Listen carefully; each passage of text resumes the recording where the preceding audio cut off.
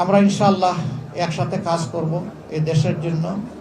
আবারও সংশ্লিষ্ট সকলের প্রতি গভীর কৃতজ্ঞতা জানাচ্ছি, বিশেষ করে দেশবাসী পুরা জনগণের প্রতি, যে তারা আজকে নির্বাচনে যেভাবে অংশগ্রহণ করেছেন। এই নির্বাচনকে সামনে রেখে অনেক শঙ্কা আতঙ্ক ছড়ানো হয়েছিল, কিন্তু সব কিছুর পরে নির্বাচনটা হয়ে গিয়েছে আলহামদুলিল্লাহ, এবং বড় কোনো ক্যাজুয়ালিটি হয়নি। আজকের দিনে হাতিয়ার একটা ঘটনা প্রথমে এসেছিল, পরে আমরা ফ্যাক্ট চেক করে দেখলাম এটা সঠিক নয়। হ্যাঁ, কিছু কিছু সমস্যা বিভিন্ন জায়গায় হয়েছে, এটা আপনারা জানেন, আমি বললেও জানেন, না বললেও জানেন।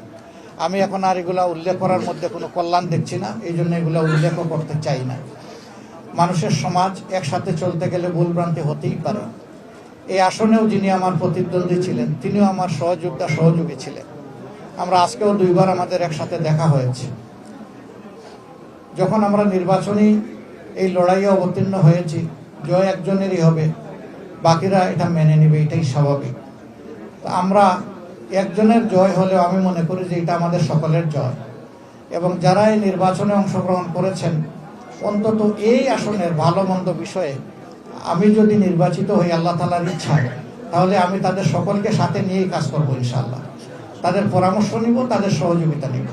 ঠিক অনুরূপভাবে সারা দেশের জন্য বলতে চাই, যদি আল্লাহ তাআলার ইচ্ছায় আমরা নির্বাচিত হই, সরকার গঠন করার সুযোগ পাই, তাহলে সকল দলকেই আমরা সাহায্যকারী হিসাবে পাশে পেতে চাইব। এটা আমাদের আকাঙ্ক্ষা থাকবে, আমরা দিল খুলে তাদেরকে আহ্বান জানাবো।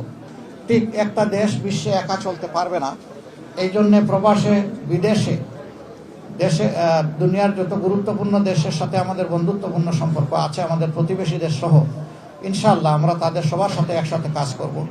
আমরা হিংসার কোনো পরিবেশ যেয়ে রাখবো না। আমরা খোলা মন নিয়েই, উদার মানসিকতা নিয়ে, যার যেটা প্রাপ্য তার ন্যায্যতা অনুযায়ী তাদেরকে সেই প্রাপ্যটা আমরা দেওয়ার চেষ্টা করব। আর আমাদের যেটা প্রাপ্য সেটাও আমরা আদায় করে নেব। আমাদের সম্পর্ক হবে তাদের সাথে পারস্পরিক শ্রদ্ধা এবং সমতার।